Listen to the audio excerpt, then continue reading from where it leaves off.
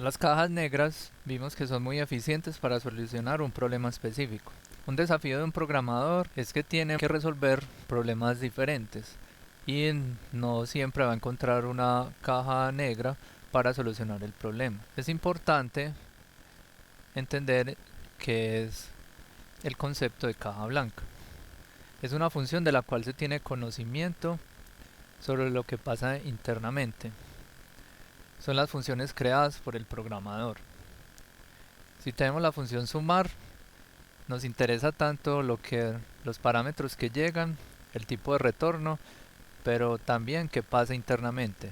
El programador es responsable de controlar todos esos tres aspectos de una función. ¿Cuándo no usar un retorno? Esa es una pregunta que es importante hacerla porque a veces lo que más cuesta es identificar cuándo retornar un tipo de dato específico, cuándo no retornarlo, o identificar esas situaciones donde tengo que enviar ciertos parámetros, cómo enviarlos, cómo jugar con las funciones ya creadas. Por ejemplo, acá la salida se realiza implícitamente, por ejemplo, una impresión en pantalla. Ahí no es necesario crear una función con un tipo de retorno, porque el retorno ya va en la pantalla. En Java, el punto de partida de un programa es una función void, ya que no es necesario retornar un valor por fuera del programa. El método main o la función main principal es el núcleo de un programa en Java, por tanto no hay que retornarle a otro ente un valor, entonces en este caso se marca como void. Cuando se realiza una asignación de un valor, eso es un tema de programación orientada a objetos, y cuando se envía un valor por referencia a la función. Próximamente estudiaremos cómo se hace esto y vamos a ver que las funciones cobran un nivel de complejidad importante, pero si vamos bien hasta el momento entendiendo los conceptos de función, vamos a poder sacar provecho del siguiente tema. Aquí hay una función o un problema que ya habíamos resuelto anteriormente, pero acá vamos a ver desde otro punto de vista, teniendo en cuenta un tipo de retorno void. Vamos a calcular el promedio de unos números que llegan en un array de tipo double, y hay varias cosas importantes.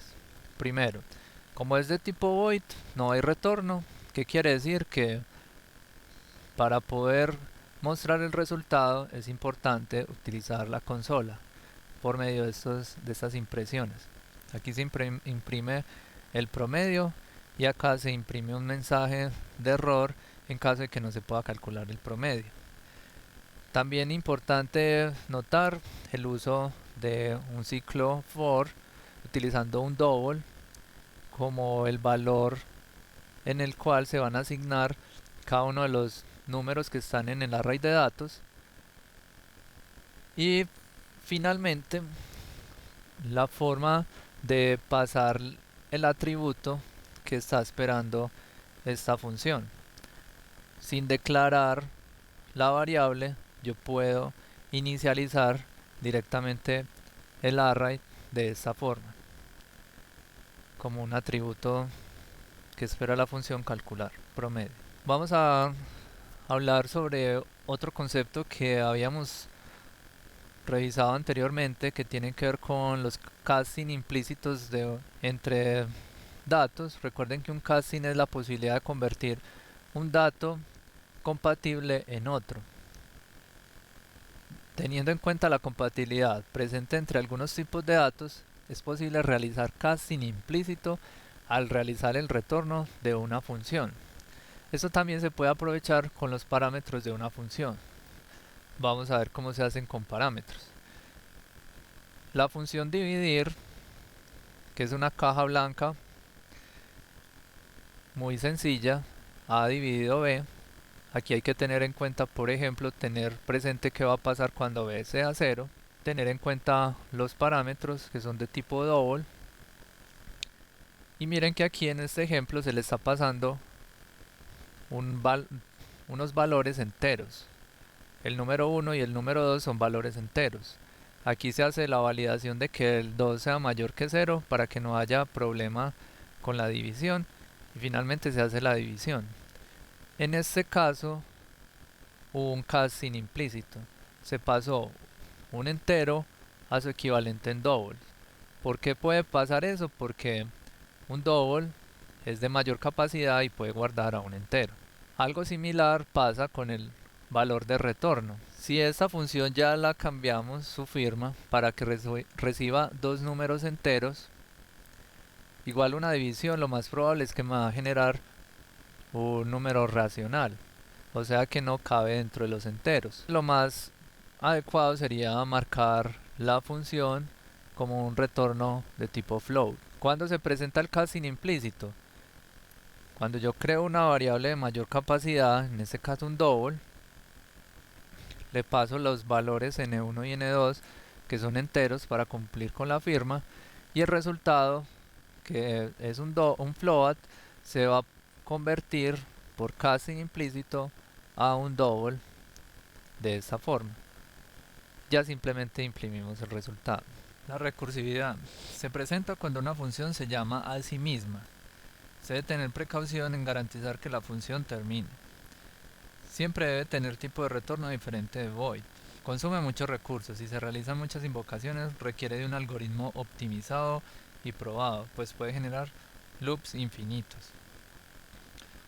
Vamos a ver un ejemplo resolviendo el factorial de un número con una función de caja blanca recursiva. Muy importante tener en cuenta que debe tener un tipo de retorno. En este caso lo creamos como tipo long.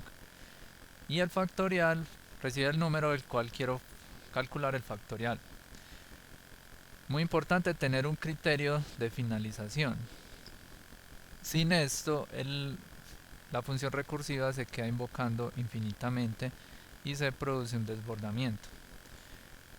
Luego, cuando se hace una invocación a la función, se hace por medio de un return y se llama a la misma función decrementando o incrementando el valor de una variable dependiendo del problema que estemos solucionando. En este caso, el factorial, si le digo factorial de 3, él se va a parar el número 3, luego calcula el factorial de 2, luego calcula el factorial de 1.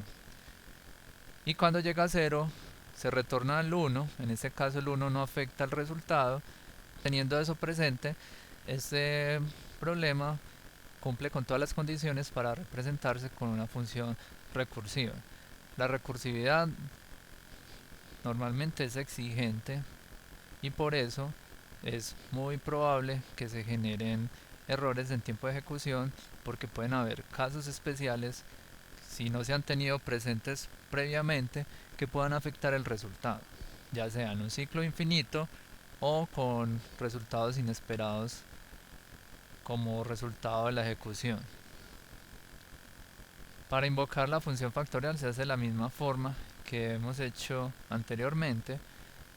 Como ejercicio, incrementa el valor del atributo para saber el comportamiento de esta función con valores mayores. Hay unas recomendaciones importantes a la hora de trabajar con funciones de caja blanca. Por ejemplo, evitar tener muchos parámetros. Lo recomendable es que no sean más de 2 datos.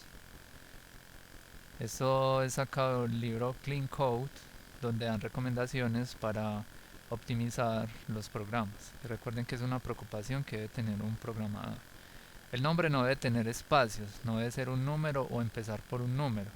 Se recomienda separar los conceptos por underline, pero el underline se utiliza más para variables. En Java, los nombres de las funciones deben seguir la notación camel case, deben de empezar en minúscula, y si hay una frase compuesta, cada palabra empieza con mayúscula. Por ejemplo, pagar factura, el nombre debe ser mnemotécnico, es decir, que tenga implícito lo que hace internamente la función. Por ejemplo, calcular promedio. Y crear una función que sea especializada, utilizar divide vencerás cada vez que se pueda. Mientras más funciones resuelvan pequeños problemas, mucho mejor. Y los ejercicios serían realizar una función que calcule el factorial de un número, tener en cuenta condiciones especiales y evitar que se presente desbordamiento. Genere un número entero aleatorio entre n y m, donde n sea menor que m. Acá les recomiendo utilizar la caja negra de math.random. Luego calcule la suma de los n primeros números primos. Calcule el horóscopo de una persona a partir del ingreso del día y el mes del nacimiento. Y convierta una frase a minúscula y cada palabra con mayúscula inicial y asigne un punto al final si no lo tiene. Por ejemplo, si le pasan un nombre de una persona en minúscula, que se pueda tener un formato de mayúscula inicial para cada palabra del nombre. Quedamos pendientes para el próximo video. Vamos a ver cómo se interactúa con la entrada y salida de datos. Solamente hemos trabajado con datos que se conocen como datos quemados en el código, o sea que si queríamos cambiar algo teníamos que cambiar el programa y volverlo a compilar. Entonces vamos a ver cómo podemos agilizar este proceso de toma de datos por parte del usuario.